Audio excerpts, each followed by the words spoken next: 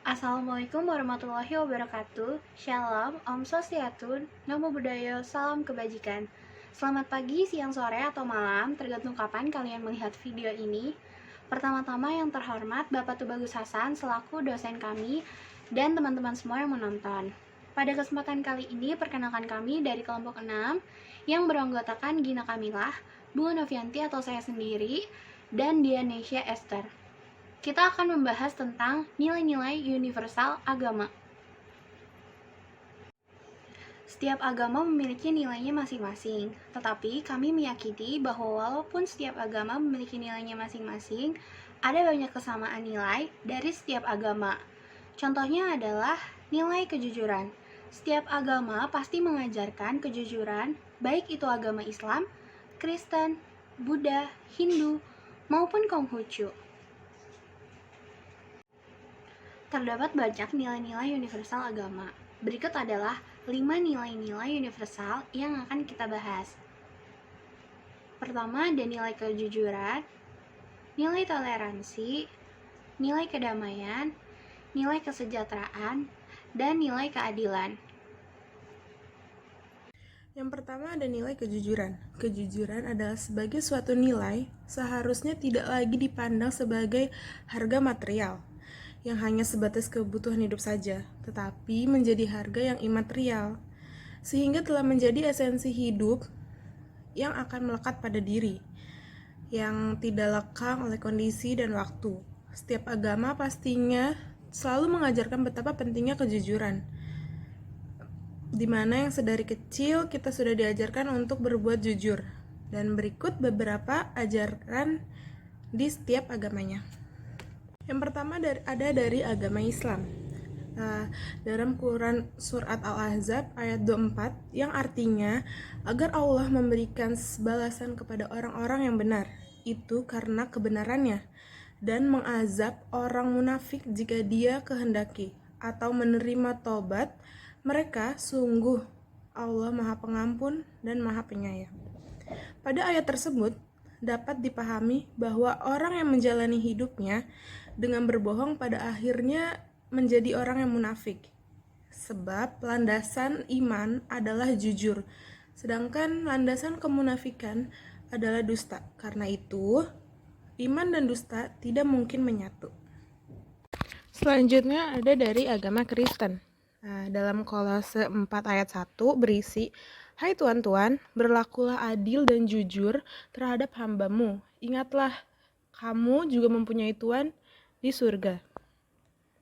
Selanjutnya ada nilai kejujuran agama Buddha. Kejujuran adalah bagian dari ucapan benar, sementara ucapan benar adalah bagian mayoritas dari jalan utama berluas 8.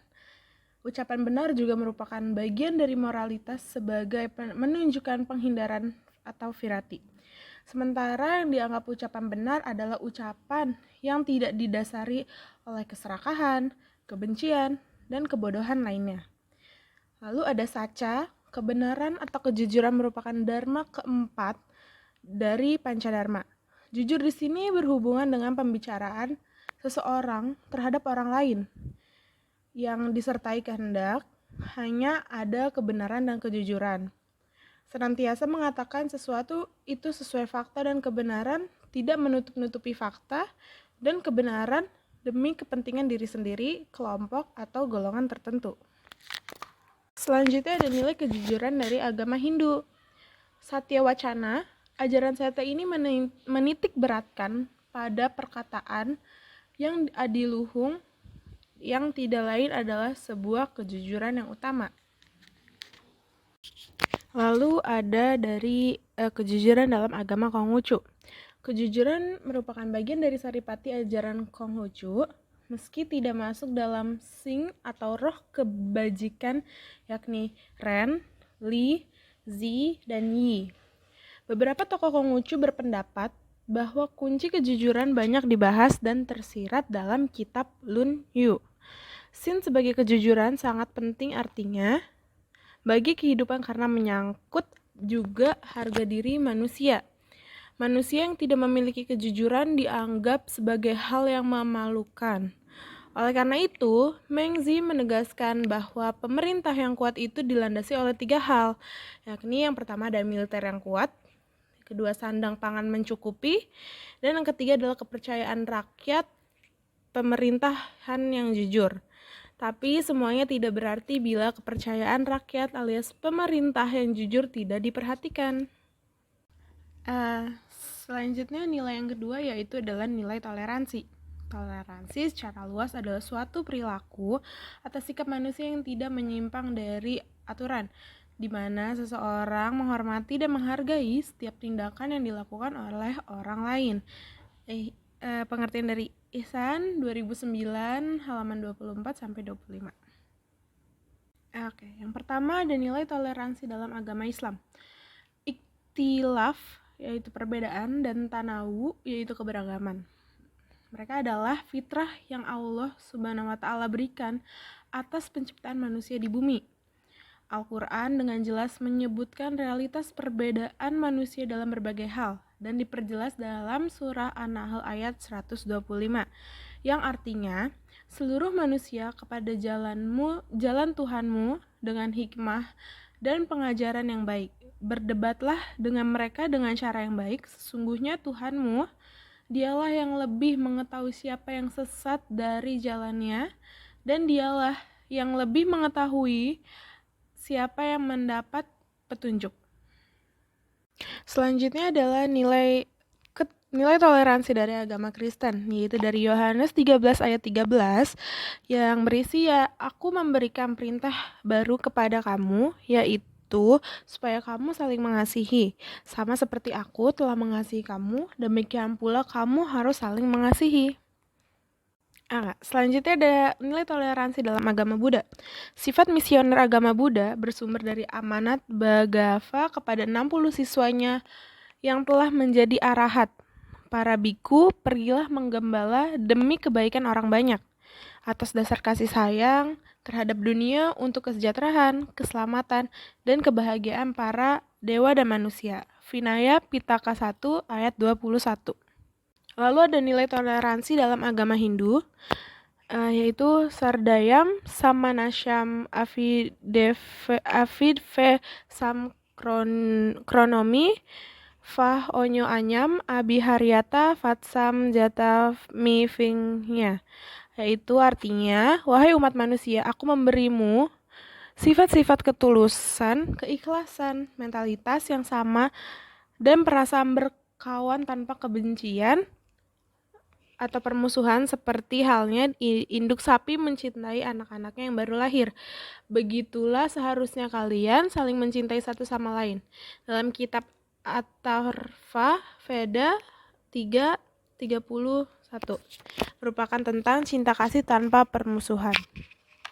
Selanjutnya dari nilai toleransi dalam agama Konghucu. Ayat dalam kitab suci agama Konghucu yang juga menjadi dasar toleransi dalam agama Konghucu tersebut, seperti yang dinyatakan dalam Lun GIXV ayat 24 yang mana tertulis sebagai berikut.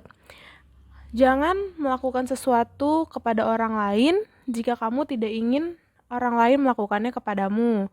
Dalam ayat ini menjelaskan bahwa segala sesuatu dilakukan akan kembali kepada diri sendiri, di mana dalam ayat itu sudah sangat jelas dikatakan jika kita tidak ingin memperoleh perlakuan tidak baik dari orang lain, maka kita juga jangan berperilaku tidak baik kepada orang lain pula. Ayat ini dijadikan sebagai suatu dasar dari ajaran agama Konghucu yang mengenai persaudaraan. Sementara itu agama Konghucu juga mengajarkan bahwa manusia memiliki potensi untuk menjadi manusia yang baik, karena pada dasarnya manusia baik itu adanya pendidikan moral. Yang ketiga ada nilai kedamaian. Kedamaian dalam KBBI adalah kehidupan yang aman dan tentram. Setiap agama mengajarkan kedamaian. Hal ini berkaitan erat dengan keinginan manusia untuk merasakan kedamaian. Karena bagaimanapun, sesuatu yang merusak kedamaian pasti akan dijauhi oleh manusia. Berikut adalah apa yang diajarkan setiap agama mengenai kedamaian. Yang pertama ada kedamaian dalam agama Islam. Dalam konsep Islam, hubungan antara individu dan bangsa-bangsa adalah hubungan perdamaian. Al-Quran mengajarkan bahwa tujuan Allah menciptakan umat manusia yang berbeda-beda, suku dan bangsa, agar saling mengenal dan berhubungan dengan satu sama lain dengan damai. Sebagaimana yang termaktub dalam firman Allah surat Al-Hujurat ayat 13, yang artinya, "Hai manusia, sesungguhnya kami menciptakan kamu dari seorang laki-laki dan seorang perempuan, dan menjadikan kamu berbangsa-bangsa dan bersuku-suku, supaya kamu saling mengenal dan kenal.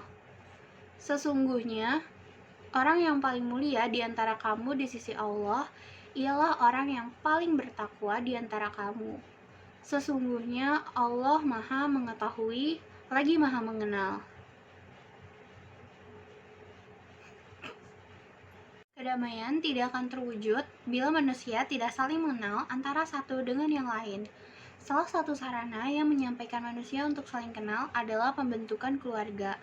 Dalam sebuah keluarga akan menumbuhkan cinta dan kasih sayang yang akan melahirkan ketentraman dan kedamaian.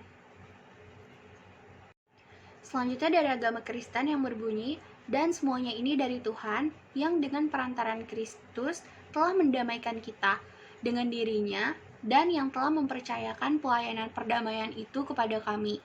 2 Korintus 5:18.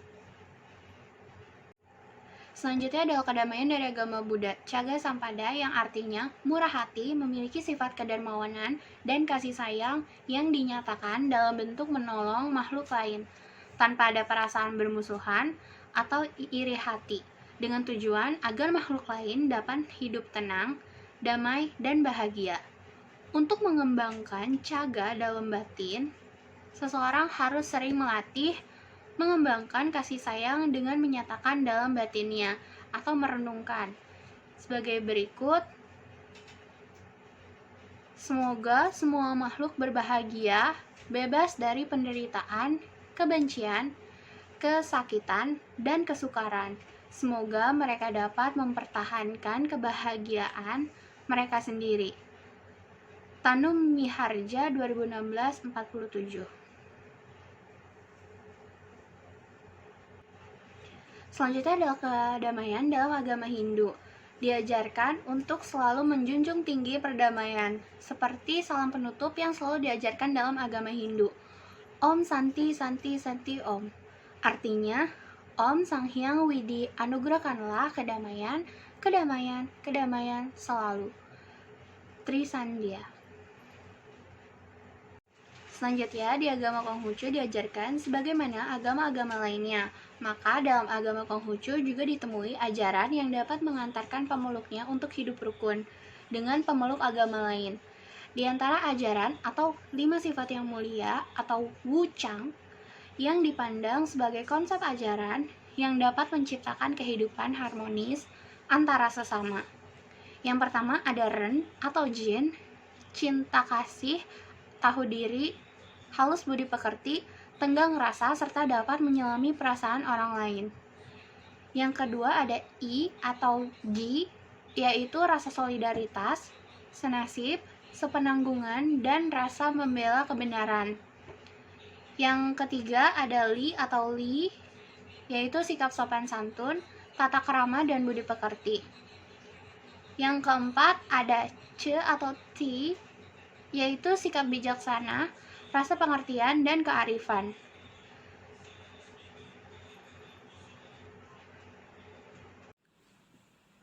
Yang keempat ada nilai kesejahteraan. Kesejahteraan adalah suatu tata kehidupan dan penghidupan sosial, baik material maupun spiritual, yang diliputi oleh rasa keselamatan, kesusilaan, ketentraman lahir batin, yang memungkinkan bagi setiap warga negara untuk mengadakan pemenuhan kebutuhan jasmani, rohani, dan sosial yang sebaik-baiknya bagi diri, keluarga, serta masyarakat. Berikut kami memaparkan nilai kesejahteraan yang diajarkan oleh setiap agama. Nah, yang pertama itu ada agama Islam.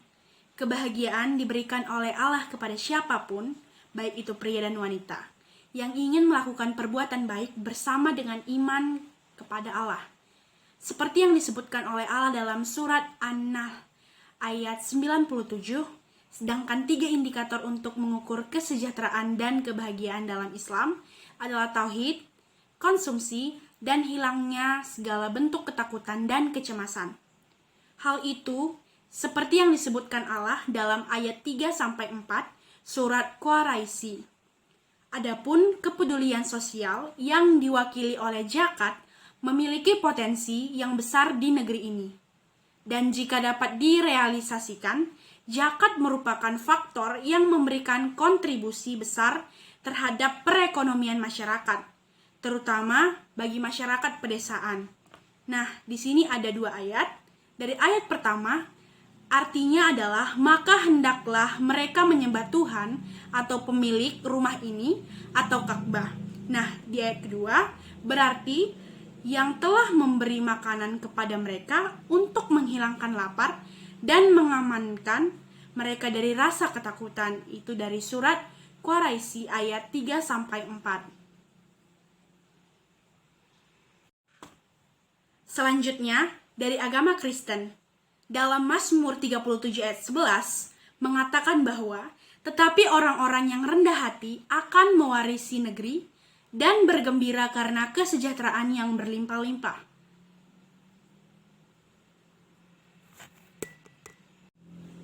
Nilai kesejahteraan dalam agama Buddha.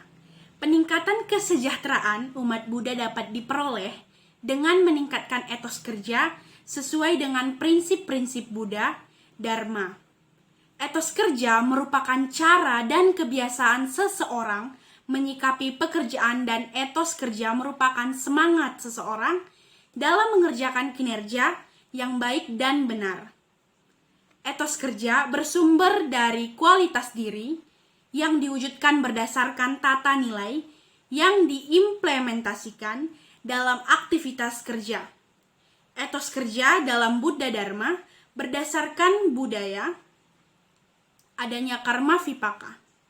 Karma ini memotivasi umat Buddha untuk rajin, ulet, bekerja keras, jujur, dan bertanggung jawab atas semua tindakannya.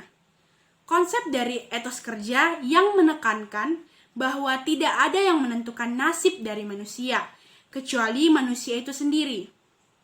Nah, etos kerja Buddhis adalah kesempurnaan upaya atau usaha, virya pramita. Gunakan membuat seseorang tetap bersemangat dalam mencapai tujuan bekerja, sehingga menghasilkan pertumbuhan ekonomi. Yulitani Kurono Kortomo 2012. Agama Hindu.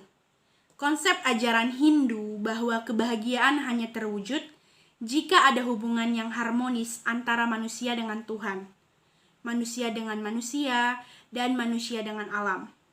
Ajaran ini disebut Trihita Karana, atau 3 faktor penyebab terwujudnya kebahagiaan.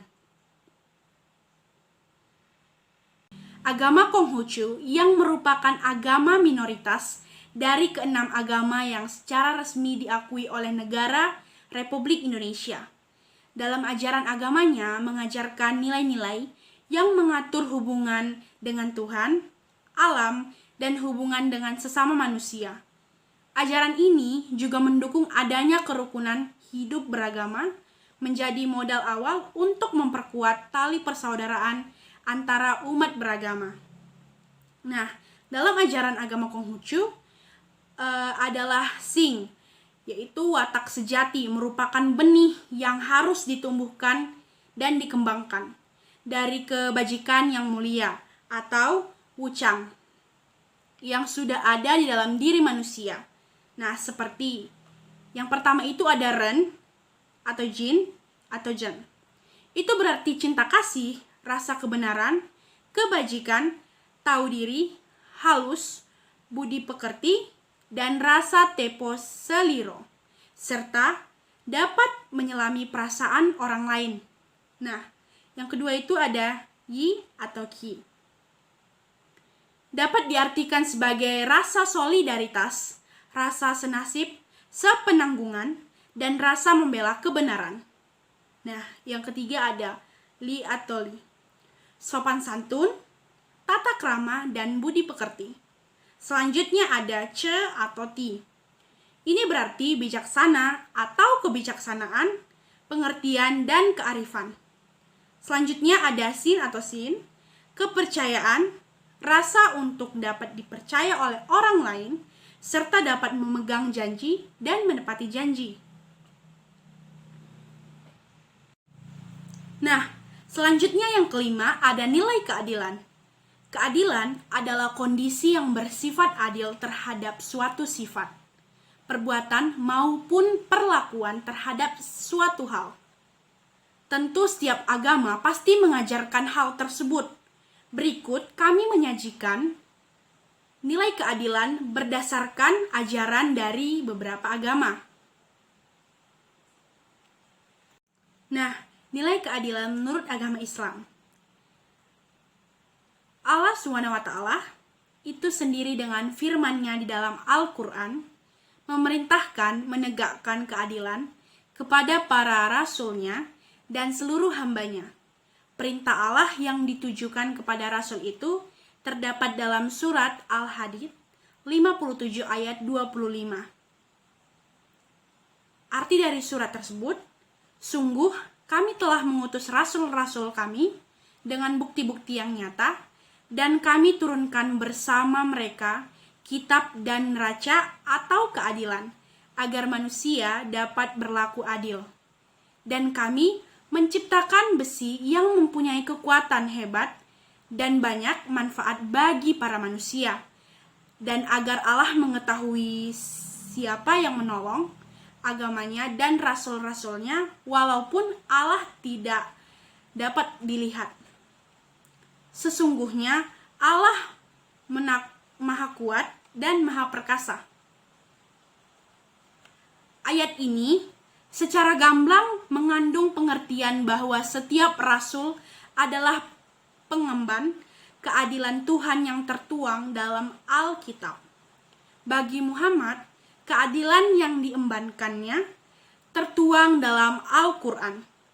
Ayat ini juga menegaskan bahwa umat manusia mempunyai tugas yang sama dengan para rasul dalam menegakkan keadilan. Dan acuan umat Islam dalam menegakkan keadilan adalah Al-Quran. Nah, nilai keadilan di dalam agama Kristen terdapat di dalam 1 Raja-Raja 8 ayat 49 yang berisi, "Maka engkau kiranya mendengarkan di sorga, tempat kediamanmu yang tetap, kepada doa dan permohonan mereka, dan engkau kiranya memberikan keadilan kepada mereka."